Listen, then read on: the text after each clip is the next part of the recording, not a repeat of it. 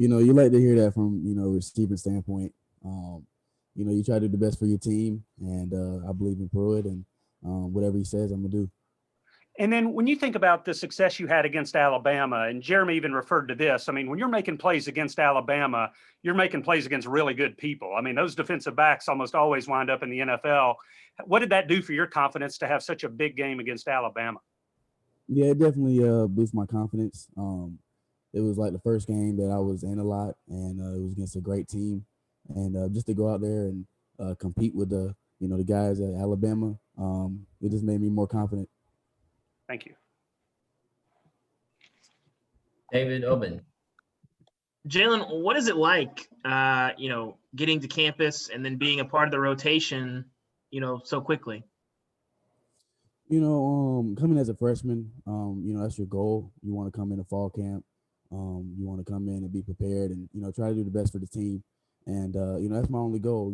I'm not worried about playing time. I'm not worried about any of that. I'm just trying to come in here, contribute to the team and just, make us a better team. We'll go to Vince Farrar, then Blake Topmeyer. Jalin, talk about how different preparation was for you to enter college ball as an incoming freshman, the way the offseason was with all the limitations. That's one. And then two, talk about your dad, obviously as a coach, what kind of things did he help you with to lean on to prep you for this? Before I got here with COVID going on, staying on the field, just getting prepared to come to Tennessee. And, when I got here, what I had to learn about it is just, it's definitely a different ball game. You have to have stronger hands, you have to be stronger on the field, more physical. And I had to learn that when I got here, and I definitely learned it in fall camp. Jalin, when you were a younger guy growing up, was there a time or moment when you realized that you're faster than everybody else around you? My eighth grade year, I was very slow. To be real. But my ninth grade year, I started getting in the weight room. I guess my body started warming up, and I went to this regional opening, and I ran a 4. That was my first time running 40, and that time I ran like a 4.4. So I knew I had confidence after that, and the next time I ran the 40, went down and to a 4.31, and then the last time I ran it was a 4.29. So when I knew I started running those times, my confidence went higher, and I knew I would faster than everybody else. Did you surprise yourself that first 4.40 time? Were you thinking you might be able to do something like that, or no? Going in my first one, no, I did not. I did not know I could do that. But I guess I had to thank my parents and thank God. We'll go to Gustavo, then Austin Price. Jalin, you are one of the 4 freshman wide receiver in this group. How you and the other 3 freshman wide receivers got into this season? You guys talk about, these challenges of being in this, difficult and challenging season and being freshman wide receivers. We're all very close. They're definitely my best friends, and they're great players too. We're just all trying to, keep working, just keep doing what coach wants us to do. And we're not worried about anything else. We're just trying to stay focused on the season and, finish these games very hard. What was your thought went to your head when you scored that touchdown against Alabama and Neyland Stadium in front of the crowd? One of the probably unique experience for you. Yeah, it was definitely unique, especially with the COVID stuff going on. But like I said, it just added to my confidence. We prepared for it, so when I did score, it wasn't shocking. I just felt like we were doing it in practice, running in practice, so it just felt like a routine. Austin? Jalin, you're out there at practice, so you understand like the difference between a game plan versus what y'all do like in fall camp. So how much more dynamic can this offense be? How much more diverse can it be? Coach Pruitt, obviously said yesterday he'd like to see them be a little more, you guys be a little more creative on the offensive side. Where do you feel like that can happen at? And then 2, playing the different receiver spots, how do you feel like that's benefited you in fall camp? Because I know they've bounced you around a little bit, trying to get you up to speed with a bunch. Yeah, we just have to be more explosive. I think that's the number one key for us on offense. And what it's going to take practice, and we didn't have a lot of practice time like most of the other colleges did, and we just got to be more explosive. That's it. And then number two is we just got to be a better team on offense. Really, we have to keep practicing, keep working hard, and be ready for Texas A&M. Trey Wallace, then Rick Russo. Hey, Jalin, how much time, maybe extra time after practice, do you and the wide receivers spend with the quarterbacks breaking down film? Do y'all have a set time that you do that during the week? Is it more of, who texts who and trying to get together? What's that dynamic been like? Yeah, we try to do it before practice. Just in film and just really scouting the secondary and seeing what's their flaws and their weaknesses and strengths. And after practice, we try to, for the receivers point, we just try to catch balls and catch as many as we can. And but with the quarterback and the receiver relationship, we have a great relationship. I trust all the quarterbacks, and I just can't wait to go and play Texas A&M. Jalin, good to see you.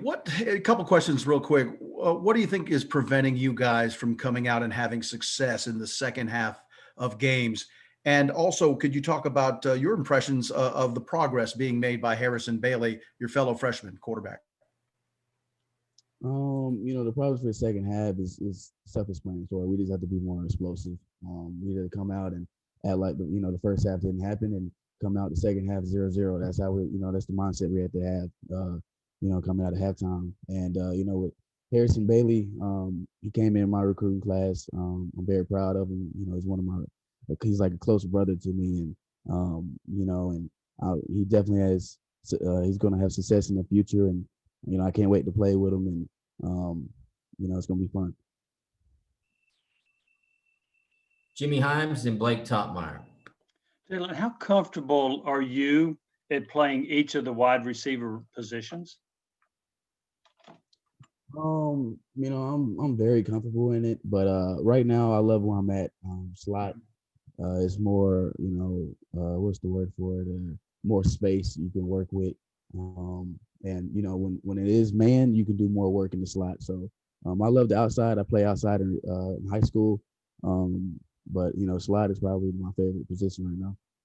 And how would you rate yourself right now as a route runner? You always have to do, put in work. And right now, I definitely, I can improve in everything.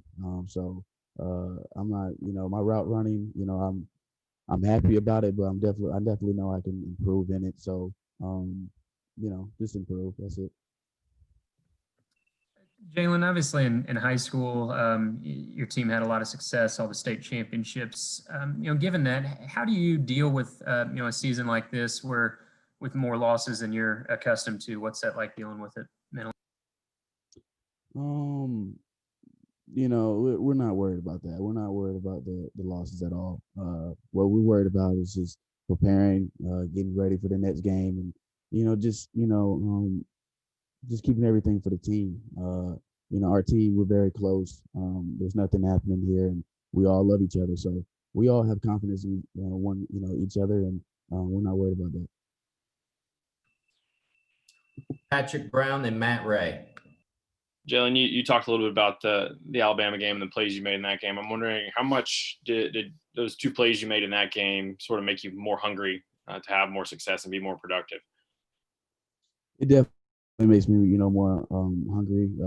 The biggest key, what it did was just my confidence. Coming in as a freshman, you have confidence, but I never caught the ball, did something. I never scored. So when I scored and then my second reception and went about 30 yards, my confidence definitely went up, and I'm ready for the next game. Jalin, you've been asking a little bit about your relationship with Harrison Bailey. Back when the pandemic hit, you guys got together in March and were throwing together and trying to build chemistry. How do you feel like your relationship has grown, and how important was it for you guys to start that relationship early? And then secondly, everybody's kind of talked about your speed, but now your younger brother Devin is being talked about as the fastest kid in South Carolina. What does it mean for you to see him kind of step in and fill the void that you left at Dutch Fork? Yeah, I drove up to Atlanta during the pandemic with Harrison, and we threw the ball for some time, and I stayed up there for maybe 3 or 4 days just to just get the flow with him. And when I went up there and after I left, I knew he's gonna be something special. So I'm just I'm ready to see what he has in the future. And for my brother Devin, I'm not surprised that he surpasses. He did it. He did it in track. He ran. Last time he ran track was 100 meters. I think it's 10.5, 10.4. So I'm very impressed with him. He has a lot of work to do, but I'm very happy for him. All right. Thanks, Jalin. We appreciate it. Appreciate it.